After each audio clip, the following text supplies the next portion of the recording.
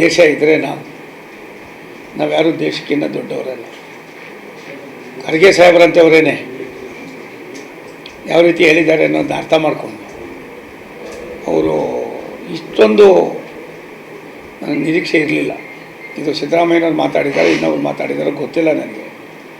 ಅನಾವಶ್ಯಕವಾಗಿ ದೇಶಕ್ಕೆ, ದೇಶದ ಮಂಡಿಗೆ, ಭಾರತ ಮಾತೆಗೆ ನಾವು ಅಪಚಾರ ಮಾಡ್ತಕ್ಕಂಥದ್ದು, ನಾವು ಎಷ್ಟೇ ದೊಡ್ಡವರಾದರೂ ಭಾರತ ಮಾತೆ ಸಹಿಸೋದಿಲ್ಲ. ದಯವಿಟ್ಟು ತಾವು ಅದನ್ನು ಯಾವ ಒಂದು ಇದರೊಳಗೆ ಹೇಳಿದ್ದಾರೋ ಗೊತ್ತಿಲ್ಲ, ಅದರ ಅವಶ್ಯಕತೆ ಇಲ್ಲ.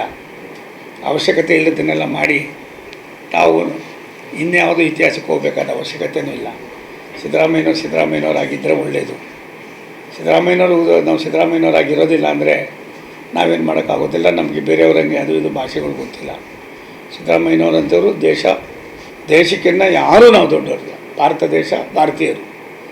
ಈ ದೇಶದ ಇತಿಹಾಸ, ಈ ದೇಶದ ನಡೆದು ಬಂದ ದಾರಿ ಯಾವ ರೀತಿ ಇದೆ ಅನ್ನೋದನ್ನು ಅರ್ಥ ಮಾಡಿಕೊಂಡು ಮತ್ತೊಮ್ಮೆ ಅವರು ಈ ರೀತಿಯಾದ ಭಾಷೆಗಳನ್ನು ಉಪಯೋಗ ಮಾಡೋದ್ರಿಂದ ಅಭದ್ರತೆಯ ವ್ಯವಸ್ಥೆಗೆ ನಾವು ಕೂಡ ಎಷ್ಟು ಮಟ್ಟಿಗೆ ಉತ್ತರ ಕೊಡಬೇಕಾಗ್ತದೆ ಅನ್ನೋದನ್ನ ಚಿಂತನೆ ಮಾಡಬೇಕು.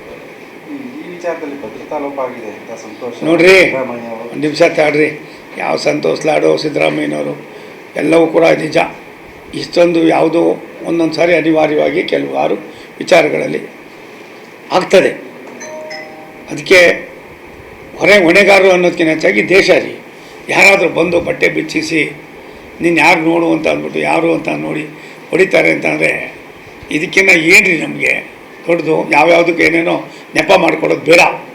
ದೇಶಕ್ಕಿಂತ ನಾವ್ಯಾರೂ ದೊಡ್ಡವರಲ್ಲ.